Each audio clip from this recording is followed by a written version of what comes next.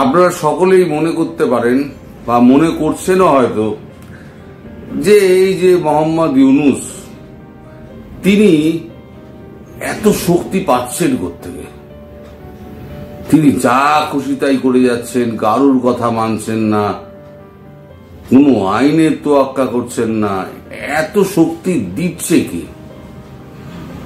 দিচ্ছে কিন্তু deep state.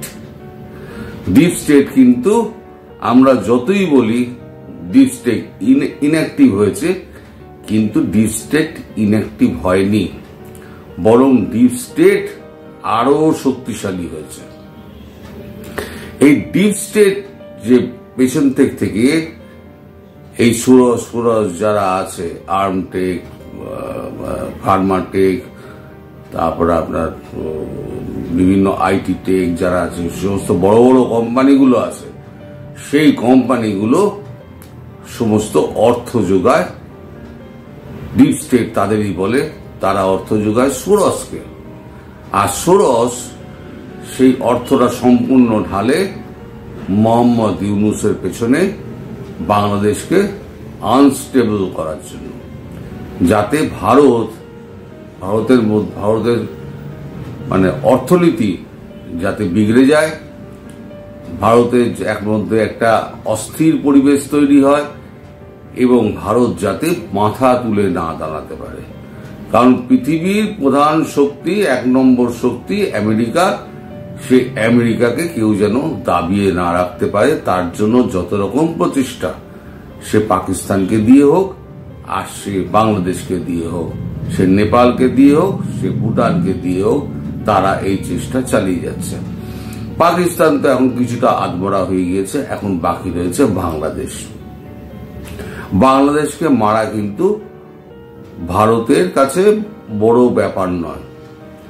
Bharat কিন্তু বাংলাদেশকে মারতেও চাইতো না, কিন্তু মারতে হবে একটাই কারণে, সেটা হচ্ছে ডিপ স্টেটকে উখড়ে ফেলার জন্য। যেটা পাকিস্তান থেকে ডিপ স্টেটকে উখড়ে ফেলে দিয়েছে, তাকে নাঙ্গা করে দিয়েছে, এবার বাংলাদেশকেও সেরকম নাঙ্গা করতে হবে। ডিপ স্টেটকে একেবারে রুট সমেত ডিপ স্টেটকে বাংলাদেশ থেকে তুলে ফেলার জন্য এই চারিদিকের পরিকল্পনা ভারত সাজাচ্ছে। আপনারা মনে করতে পারেন এত দেরি হচ্ছে কেন, মানে অনেক কিছুই তো আমি বলে যাচ্ছি, দেরি কেন হচ্ছে? দেরি হচ্ছে প্ল্যানিং এর জন্য। একটা প্রিসিশন স্ট্রাইক করার জন্য যে প্ল্যানিং এর দরকার, কারণ এখানে মানুষের যাতে ক্ষয়ক্ষতি না হয়, যাতে শুধু লক্ষ্যবস্তুটাই মারা পড়ে, মানে ভেঙে যায়, যাতে আঘাত পায়, ধ্বংস হয়ে যায়, তার জন্যই এত প্রিসিশন স্ট্রাইকের জন্য এত সময় লাগে। এটা পুরো একদম ম্যাপ দেখে দেখে, নেভিগেশন দেখে দেখে এইগুলো সম্পূর্ণ তৈরি করা হয়। আমাদের নিজস্ব সিস্টেম, যেটা আকাশতীর এবং নাবিক, এই দুটো সাহায্য। আমি আগেও আপনাদের বলেছি যে নাবিক আর আকাশতীর কি। এই যে আমাদের সারা পৃথিবীতে যে জিপিএস যে চলছে, জিপিএস চলে পুরো গ্লোবের ওপরে। আমি আগেও বলেছি, আপনাদের মনে থাকতে পারে, এই গ্লোব অনুযায়ী কিন্তু জিপিএস তৈরি আছে। আর ভারত যেটা করেছে সেটা হচ্ছে মানে নাবিক সিস্টেমে, তার মানে ম্যাপকে ফ্ল্যাট করো, অ্যাটলাসকে ফ্ল্যাট করে দাও। যদি আপনি গ্লোবে যদি গ্রিনল্যান্ডকে দেখেন, গ্রিনল্যান্ড ছোট দেখাবে, আফ্রিকা বড় দেখাবে, কিন্তু ওটাই যদি আপনি অ্যাটলাসে টেবিলে ফেলে দেখেন, দেখবেন দুটোই কিন্তু সমান। ফলে জিপিএস এর সিস্টেম আর নাবিক আর আকাশতীরের সিস্টেম দুটো সম্পূর্ণ আলাদা। এবার পাকিস্তানে আমরা এত মানে সাকসেসফুল হলাম কেন? তার কারণ হচ্ছে জিপিএস সিস্টেমে যে এগুলো করা আছে, সিস্টেমগুলো করা হয়েছে, এডি সিস্টেম বলুন, তারপরে আপনার রেডার সিস্টেম বলুন, সবই তো হচ্ছে জিপিএস ধরে। কিন্তু ভারত করেছে কি, ভারত সম্পূর্ণ নিজের সিস্টেমে করেছে। ফলে নাবিকের সিস্টেম বা আকাশতীরের সিস্টেমের সঙ্গে জিপিএস এর সিস্টেম মেলেনি, ধরতে পারেনি। ধরতে না পারার ফলে ওই রেডারের মধ্যে আসেইনি, দমাদ্দম করে মেরে চলে এসছে। এই ভারত যেমন ভারত পাকিস্তানে যেমন করেছে, বাংলাদেশ সেই একই জিনিসটা করবে। এছাড়া যেটা খবর আছে সেটা হচ্ছে গতকালকে আমি যেটা বলেছিলাম সেটা সরকারিভাবে আজকে বেরিয়েছে। সরকারিভাবে যেটা বেরিয়েছে সেটা হচ্ছে বাংলাদেশকে টাইট করার জন্য ভারত এখন উঠে পড়ে লেগেছে। এখানে দিয়েছে, আমি সবই খবর বলে দিই, তাই দ্বিতীয়বার পড়বো না, শুধু হেডলাইনটা দিয়ে দিচ্ছি। ইন্ডিয়া বাংলাদেশ রিলেশন আর রেয়াত নয় বাংলাদেশকে, চিকেন নেকে এবার যা করলো ভারত, ভয় কাঁপছে ইউনূস সরকার। সেভেন সিস্টার নজর দিলেই ভয় কাঁপছে ইউনূস সরকার, এটা বাড়তি লিখেছে। ইউনূস ভয় কাঁপছে না, ইউনূসের দেশ নয়, ইউনূস এখানে থাকবে না, ইউনূস তার কাজ করে বেরিয়ে যাবে। দেশটা হচ্ছে বাংলাদেশিদের, ইউনূসের ভয় কাঁপার কিছু নেই। ইউনূস ঠিক সময় মতো আমেরিকা ইউনূসকে ঠিক বার করে নিয়ে যাবে যখন দেখবে সময় খারাপ আসছে। তা আমি গতকালকে যেটা বলেছি, এই খবরটা আজকে বেরিয়েছে, তাই আপনাদের সঙ্গে আমি খবরের হেডলাইনটা শেয়ার করলাম। আর একটা খবর যেটা হচ্ছে, আপনারা জানেন তো অমিত শাহ এসেছিলেন এখানে। অমিত শাহ এসে এখানে, শুধু এখানে নয়, আমাদের এই সীমান্তবর্তী যত রাজ্যগুলো আছে সেই রাজ্যগুলোর প্রত্যেকটা রাজ্যে গিয়ে তিনি সমস্ত ডিজিপিদের সঙ্গে বৈঠক করেছেন, বিএসএফ এর সঙ্গে বৈঠক করেছেন, প্রশাসনের সঙ্গে বৈঠক করেছেন এবং দলীয় কর্মী এবং বিভিন্ন বিরোধী দলের সঙ্গেও তিনি বৈঠক করেছেন দেশের সুরক্ষার স্বার্থ নিয়ে।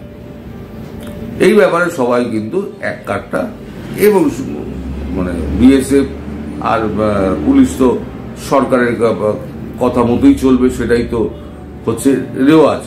তাছাড়াও যেটা ঠিক করা হচ্ছে সেটা হচ্ছে ইলেকট্রিক্যাল ওয়্যার সিস্টেম। এবার যেটা করা হবে ইলেকট্রিক্যাল ওয়্যার সিস্টেম সমস্ত সীমান্ত জুড়ে, সেটা আমি আপনাদের বলছি। নিরাপত্তা উন্নত করতে, অনুপ্রবেশ কমাতে পাকিস্তান, বাংলাদেশ এবং মায়ানমারের সাথে ভারতের সীমান্তে বৈদ্যুতিক বেড়া ব্যবহার করা হচ্ছে। এর মধ্যে রয়েছে ভারত বাংলাদেশ সীমান্তে comprehensive integrated border management system এর মতো প্রকল্প, যা থার্মাল ইমেজার, ইনফ্রারেড এবং লেজার ভিত্তিক অনুপ্রবেশকারী, অ্যালার্ম এবং ফাইবার অপটিক সেন্সর সহ বিভিন্ন ধরনের নজরদারি প্রযুক্তির ব্যবহার করে। বিএসএফ যে সমস্ত ঝুঁকিপূর্ণ এলাকাগুলিতে বেড়া দেওয়া সম্ভব নয়, সেখানেও এই ইলেকট্রনিক নজরদারি প্রকল্প বাস্তবায়ন করা হচ্ছে। মানে শুধু পাকিস্তানে এখন আগে ছিল, এখন পাকিস্তানের পরে এখন এই ছবি দেখুন, এই ছবি অনুযায়ী প্রত্যেকটা সীমান্তের, প্রত্যেকটা রাজ্যের প্রত্যেকটা সীমান্তে এই সিস্টেম ব্যবহার করা হবে। এর মধ্যে কি হবে, এটা হচ্ছে ভারতীয় সীমান্তের মধ্যে করা হবে, ফলে বাংলাদেশের পারমিশন নেওয়ার দরকার নেই।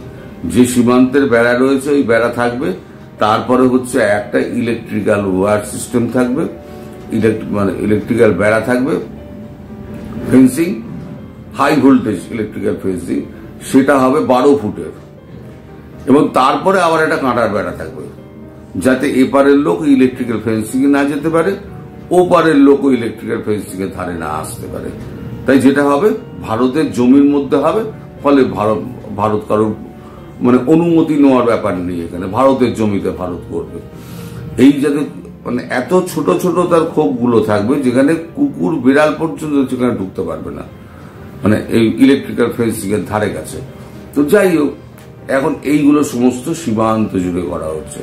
এবং আর একটা খবর যেটা বেরিয়েছে আজকের কাগজে, সেটা হচ্ছে সমস্ত রাজ্যে এই 4000 কিলোমিটার জুড়ে যে রাজ্যগুলো জুড়ে রয়েছে, সেখানে পুরোটা রাজ্য সড়কের আন্ডারে ছিল, এই যে পূর্ত দপ্তরের আন্ডারে ছিল এই রাস্তাগুলো ছিল 2 লেনের। এই রাস্তাগুলোকে সব কেন্দ্রীয় সরকার নিয়ে নিচ্ছে রাজ্যের হাত থেকে নিয়ে এগুলোকে সমস্ত আমাদের বর্ডার রোড অর্গানাইজেশনকে দিয়ে দেওয়া হচ্ছে। বর্ডার রোড অর্গানাইজেশন ওখানে 4 লেনের, কোথাও 6 লেনের রাস্তা তৈরি করবে, এবং সেটা একদম আপনার সোজা চিকেন নেক থেকে আপনার সুন্দরবন অব্দি একদম পুরোটা চলে যাবে। অস্ত্র শস্ত্রও যেমন যাবে, তেমনি পাহারাও মোতায়েন হবে, তেমনি এখানে হেলিকপ্টার থেকে আরম্ভ করে সমস্ত কিছু রসদপাতি যা যা দরকার, হেলিপ্যাড থেকে আরম্ভ করে রসদপাতি জোগাড় করা সমস্ত কিছু ওখানেই থাকবে।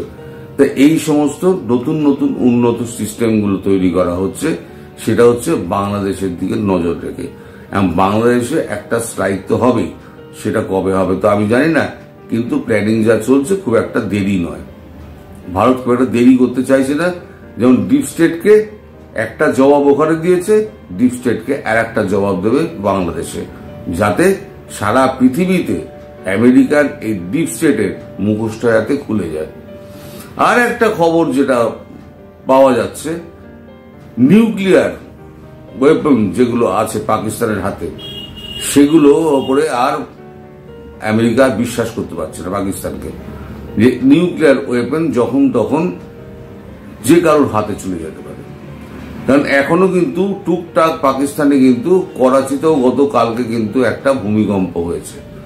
আমাদের সেই মানে কিরানা পর্বতের ভেতরে যে মেরেছিল, তার ভেতরে যে সমস্ত আপনার মাল রসদপত্র সমস্ত পৃথিবীর মাটির নিচে ঢুকে গিয়েছে, সেগুলো ধীরে ধীরে ধীরে ধীরে রিয়াক্ট করছে এবং একটা ভূমিকম্প হচ্ছে, মৃদু হলেও ভূমিকম্প হচ্ছে। কাল করাচিতে 3.2 রিক্টার স্কেলে ভূমিকম্প হয়েছে, যেটা করাচির ইতিহাসে তৃতীয়। 1822 সালের পর 1949 সালে একটা হয়েছিল, তারপর 2025 সালে মানে এই ভূমিকম্প করাচিতে হলো। করাচি ছাড়া অন্যত্র হয়, করাচিতে হয় না সাধারণভাবে। এই ইতিহাসে, সাম্প্রতিক ইতিহাসে এই তৃতীয়বার এই করাচির ভূকম্প হলো। এবং আমেরিকা মনে করছে ওই কিরানা পাহাড়ে যে সমস্ত এগুলো ছিল সেগুলো ভেতরের দিকে ঢুকে গিয়েছে, মাটির নিচে ভেতরে টানেল করা ছিল, সেখানে ঢুকে গিয়েছে, সেখানে একের পর এক বাস্ট করছে। এটা এখন আমেরিকা এখন নিজের হাতে নেওয়ার জন্য চেষ্টা করছে। এখন সেই খবরটা কি হয়, একটা আমি ডেভেলপ করছে, ইকোনমিক টাইমস খবরটা করেছে, একটা ফ্ল্যাশ দিয়েছে। এখন সেই ফ্ল্যাশটা দেওয়ার পরে এখন খবরটা যেটা হবে সেটা আমি আপনাদের, যদি রাত্রিবেলা হয় আমি রাত্রিবেলা আপনাদের জানাবো, নইলে কালকে সকালবেলা দুপুরবেলার দিকে জানাবো।